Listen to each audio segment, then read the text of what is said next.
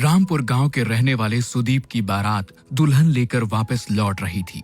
सुदीप अपनी पत्नी के साथ कार में था और बाकी के लोग बस में।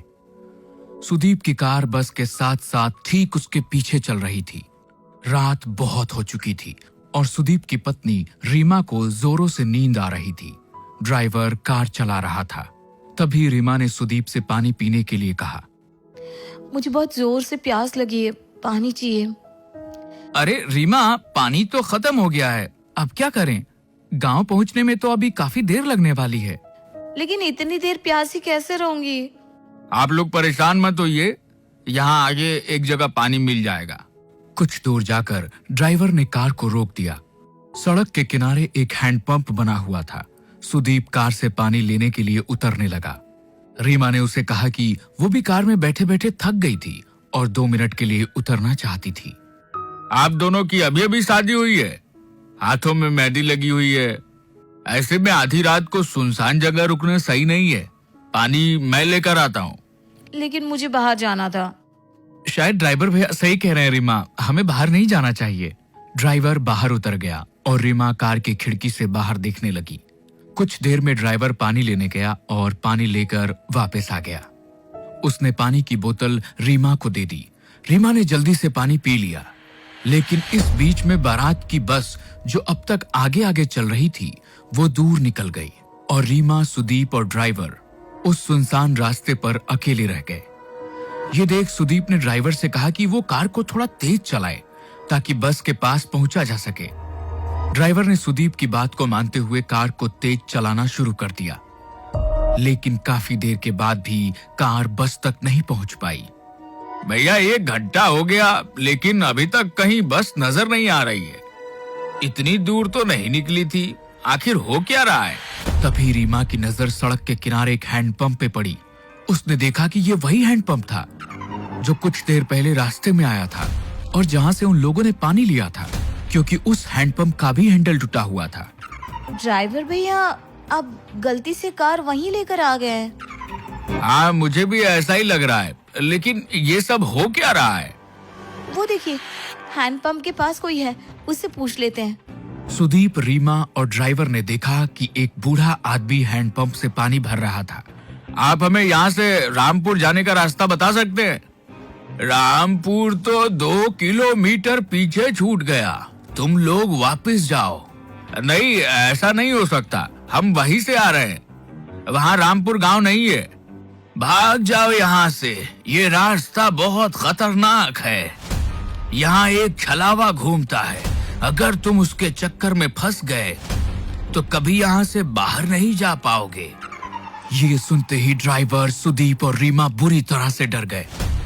सुदीप वहां से कार लेकर निकला, लेकिन काफी देर हो गई और वो लोग उसी रास्ते पर घूमते रहे। अब उनको समझ आ गया था कि वो छलावे में फंस चुके थे।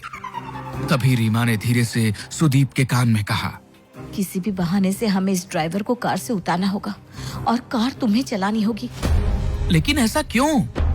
क्योंकि ये ड्राइवर ही कार से बाहर उतरा था और उसी वक्त छलावे ने इसे पकड़ लिया होगा। अगर हमने इसे यहीं छोड़ दिया तो हम बच सकते हैं। सुदीप रीमा की बात मान लेता है और ड्राइवर को कार रोकने के लिए कहता है। उसके बाद सुदीप खुद भी कार से उतर जाता है और ड्राइवर को बाहर आने के लिए कहता है। ड्राइवर बाहर निकलता है और सुदीप उसे धक्का देकर खुद गाड़ी में बैठ जाता है। सुदीप और रीमा वहां से भाग निकलते हैं। कुछ दूर जाने पर उन्हें अपनी बारात वाली बस नजर आती है। तुम ठीक कहती थी रीमा, ये देखो हमारी बस नजर आ रही है। अच्छा हुआ उस ड्राइवर को वहीं फेंक दिया। बिल्कुल ठीक कहते हो तुम। अब हमें ये कार छोड़कर सब लोगों के साथ बस में बैठ जाना चाहिए। सुदीप कार को बस के आगे रोक देता है और वे दोनों अपने घर वालों के साथ बस में बैठ जाते हैं। बस आगे बढ़ने लगती है। थोड़ी देर बाद सुदीप की नजर बाहर हैंडपंप पर पड़ती है। ये वही हैंडपंप था जिसके पास से वो पहले 2 बार गुजर चुके थे। अब सुदीप को समझ नहीं आ रहा था कि ड्राइवर तो वहीं रह गया, फिर आखिर ये छलावा उसे अब भी क्यों हो रहा था? सुदीप ने ये बात अपने रिश्तेदारों को बताई। हम सब लोग एक छलावे में फंस चुके हैं, इससे बाहर कैसे आना है कोई नहीं जानता। लेकिन बेटा, ये छलावा होता क्या है? पापा, जब कोई इंसान एक्सीडेंट में मर जाता है तो उसकी आत्मा ऐसे सुनसान रास्तों पर भटकती रहती है। और लोगों के सामने ऐसा भ्रम पैदा करती है कि वे आगे बढ़ रहे हैं, लेकिन वो उसी जगह पर घूमते रहते हैं। हम कभी अपने गांव रामपुर नहीं पहुंच पाएंगे। सुदीप की बात सुनकर सब लोग बुरी तरह से डर जाते हैं। तभी रीमा उठकर खड़ी हो जाती है। उसे बस की खिड़की से अब वो ड्राइवर नजर आ रहा था। रीमा ने इस बारे में सब लोगों को बता दिया। सब लोगों को लगा कि वो जितना ड्राइवर से बचने की कोशिश करेंगे उतना ही फंसते चले जाएंगे। इसलिए उन्होंने बस को रोका और ड्राइवर को बस के अंदर बुला लिया। इस छलावे से हम कभी बाहर नहीं निकल पाएंगे अगर हमने उसे अपने से दूर नहीं किया। तुम ही वो छलावा हो, इसलिए अब तुम्हें मरना होगा। अपनी जान बचाने के लिए खत्म कर देंगे। ऐसा कहते ही सुदीप और उसके पापा मिलकर ड्राइवर को मार देते हैं। कुछ ही देर बाद वो अपने गांव रामपुर पहुंच जाते हैं। वहां पर रीमा का स्वागत किया जाता है, लेकिन रीमा जैसे ही सिंदूर वाले पैर लेकर आगे बढ़ती है, उसके पैरों के निशान नहीं बनते। ये देखकर सब हैरान रह जाते हैं। बहू के पैरों के निशान क्यों नहीं बन रहे? इसका मतलब हमारी बहू के ऊपर कोई बुरी आत्मा का साया है। अब क्या करें? ये हमारी बहू नहीं बल्कि वो बुरी आत्मा है जिसकी वजह से हम फंस चुके हैं। नहीं, ऐसा नहीं है। मैं रीमा हूँ। मेरे साथ कुछ मत कीजिए प्लीज। अगर हमने तुझे छोड़ दिया तो हम सब मारे जाएंगे। नहीं, ऐसा मत कीजिए। मैं छलावा नहीं हूँ, मेरा भरोसा करो। ये आपका बेटा छलावा है। ये आपको जैसा दिखा रहा है ना, सब कुछ वैसा ही नजर आ रहा है। लेकिन कोई भी रीमा की बात पर यकीन नहीं करता। वो लोग उसे मारते नहीं हैं, लेकिन एक कमरे में कैद कर देते हैं। सुदीप के चाचा का बेटा राहुल ये सब कुछ चुपचाप देख रहा था। उसे लगा कि रीमा के ऊपर घर के सब लोग अत्याचार कर रहे हैं, इसलिए वो रात के वक्त उस कमरे में पहुंचा जहां रीमा को कैद किया गया था। तुम चिंता मत करो रीमा, मैं तुम्हें यहाँ से बाहर ले जाऊंगा। हाँ, प्लीज मेरी मदद करो। राहुल रीमा का हाथ पकड़कर उसे वहां से बाहर ले जाने के लिए निकलता है। तभी वहां पर परिवार के बाकी लोग आ जाते हैं। वो राहुल को वहां देखकर नाराज हो जाते हैं।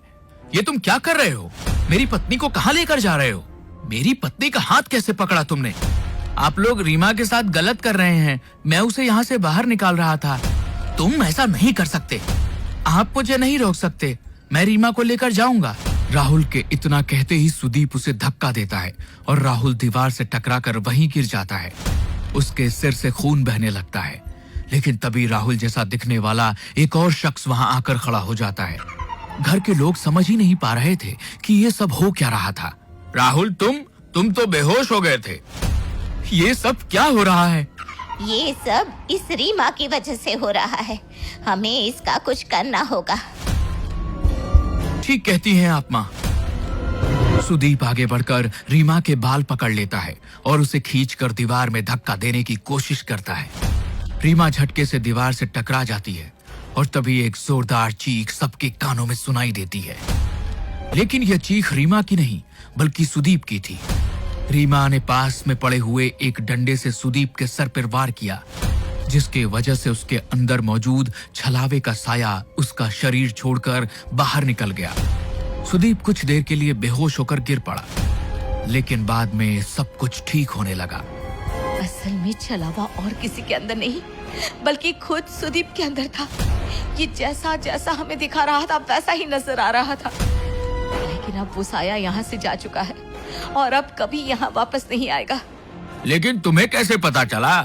मुझे इस पर शक हुआ क्योंकि मैंने ही कहा था शायद ड्राइवर छलावा है और इसने उसे मार दिया। उसके बाद इसने मेरे पैरों के निशान गायब करके सबका शक मेरे ऊपर डाला। लेकिन जब आप लोगों ने मुझे मारा नहीं बल्कि मुझे कमरे में बंद कर दिया।